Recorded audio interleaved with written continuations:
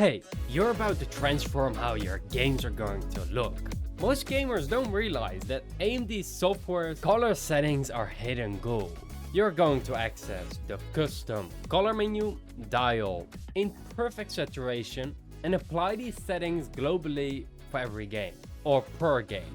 Your visuals are about to get very much more vibrant. So here's what to expect from today's video. First, we're going to open the AMD software and we're going to find the custom color settings. Second, you're going to learn the exact values that make games pop.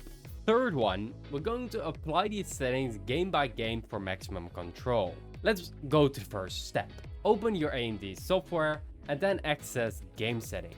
Well, the reason for this is because your AMD software is the command center for everything visual, gaming, and more. You can actually right click on the desktop and then open AMD Software Adrenalin Edition right there. First, please make sure to update your AMD software before you continue. Your layout might be different. And we're looking at the game tab specifically and not system settings. Let's enable custom color and color temperature control. These two toggles actually change everything. Without them, you can't really adjust anything. In the gaming section, scroll down to your monitor display settings and you will see two checkboxes, which is custom color and color temperature control. Make sure to enable both of them. So custom color will allow you to tweak the saturation, brightness, contrast, and also hue. The color temperature control lets you adjust how warm or cool things look. So pretty much how orange or how blue it looks. Together, they are the toolkit for making games look exactly how you want it. I actually recommend you use this Minecraft. It looks great. Including with the shaders, it is a perfect package. Let's begin with the color temperature. It's actually the simplest one. Let's put it on 7500K and that should be quite nice. Going too high will actually wash your games out and it will look a little bit worse, but of course tweak it depending on your own system. I mean your display and all. It should be fine like this. Let's move on to custom control with the colors. Well, saturation controls the intensity of the colors on your screen. So the default is around 100.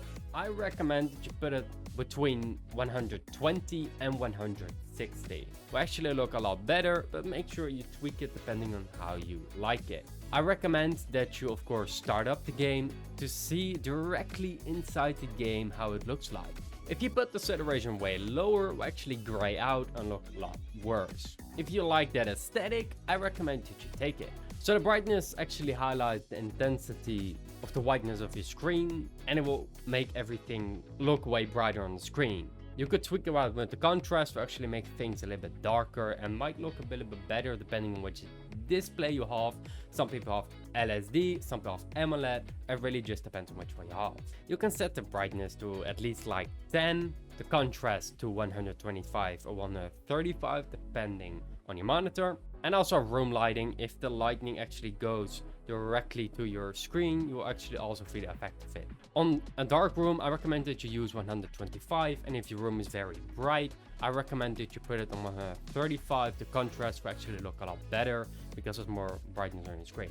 Tweak around with this, see how you like it, and let me know down in the comments if you found this video useful in any way. You can tweak this per game, but actually also per app. It's very easy to do, and let me know down in the comments what you think of it. Please make sure to subscribe if you found this useful. 99% isn't, and that 1% is very special. And thank you so much for watching. I will see you in the next one.